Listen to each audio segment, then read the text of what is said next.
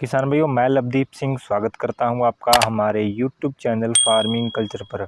तो आज की इस वीडियो में किसान भाइयों हम लोग बात करेंगे कि धान की फसल में आपने जो है खाद प्रबंधन किस प्रकार से आपको करना चाहिए, और इसी के बारे में किसान भाइयों आज की इस वीडियो में बात करेंगे। किसान भाइयों, अगर बात करें खाद प्रबंधन की, तो खाद प्रबंधन जो है वो हमारे धान की फसल की पैदावार को बढ़ा या घटा सकता है।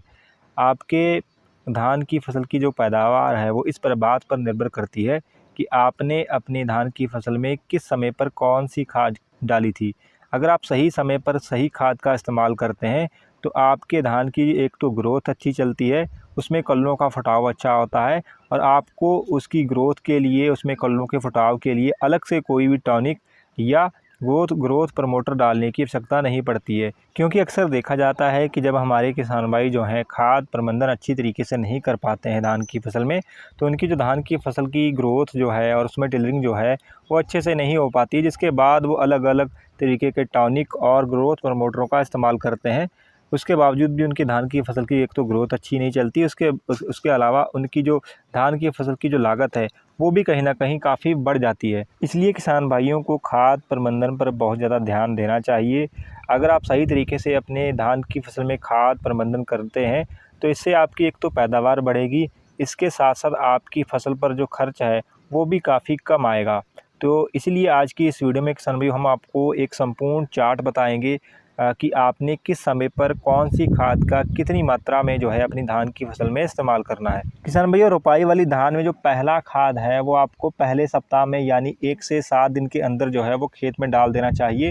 आप पहली खाद का इस्तेमाल जो है लगभग 5 से 6 दिन बाद रोपाई के कर सकते हैं। इस खाद में आपने जो है 35 किलोग्राम यूरिया, इसके साथ में 50 किलोग्राम DAP और 3 किलोग्राम सल्फ़र का इस्तेमाल जो है प्रति एकड़ के हिसाब से आपको करना चाहिए। ये जो खाद है वो आपके धान की फसल की रोपाई के बाद जो है जड़ों का विकास अच्छी तरीके से करेगा और आपके धान की फसल की जो ग्रोथ है उसको बढ़ाने का काम करेगा। इसके बाद में किसान भाइयों आपने जो दूसरी खाद का इस्तेमाल करना है वो तब करना है जब आपकी धान की फसल जो है वो 15 से 16 दिन की हो जाए। और इस खाद में किसान भाइयों आपने जो है 35 किलोग्राम यूरिया और इसके साथ में 5 किलोग्राम जिंक सल्फेट 33% वाला उसका प्रयोग करना है। अगर आप 21% वाली जिंक का इस्तेमाल करते हैं तो उसकी मात्रा जो है आपने 10 किलोग्राम प्रति एकड़ के हिसाब से इस्तेमाल करनी है।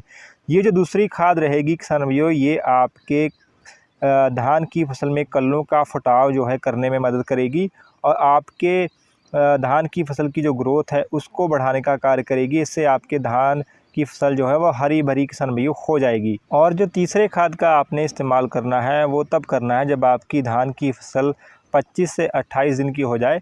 इस समय आपने जो है 35 किलोग्राम यूरिया का प्रयोग करना है और इसके साथ में आपने जो है 10 किलोग्राम लोहा जिंक यानी फेरस सल्फेट का इस्तेमाल किसान भाइयों करना है।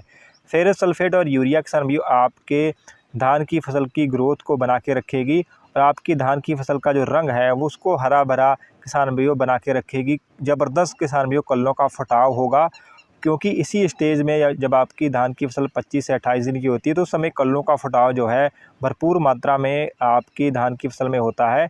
तो इसलिए इस खाद का महत्व जो है वो काफ़ी ज़्यादा हो जाता है। चौथी और आखिरी खाद किसान भाइयों आपने तब करनी है जब आपकी धान की फसल जो है वो 42 से 45 दिन की हो जाए। उस समय पर किसान भाइयों आपने जो है चौथे खाद में 35 किलोग्राम यूरिया और इसके साथ में किसान भाइयों आपने 20 किलोग्राम म्यूट्रिएंट ऑफ पोटाश का इस्तेमाल करना है। ये जो खाद है किसान भाइयों एक तो आपके धान की फसल की ग्रोथ बना के चलेगी, इसके अलावा जो पोटाश का इस्तेमाल आपने करना है 20 किलोग्राम प्रति एकड़ के हिसाब से, वो आपके धान की फसल के जो दाना है किसान भाइयों उसको ठोस बनाएगी और उसका जो वजन है किसान भाइयों उसको बढ़ाने का काम करेगी। क्योंकि पोटाश जो है किसान भाइयों वो ठोसपन बनाता है किसी भी फसल में, तो जिससे फलस्वरूप आपको धान की फसल की एक अच्छी पैदावार किसान भाइयों अंत में जो है वो देखने को मिलेगी।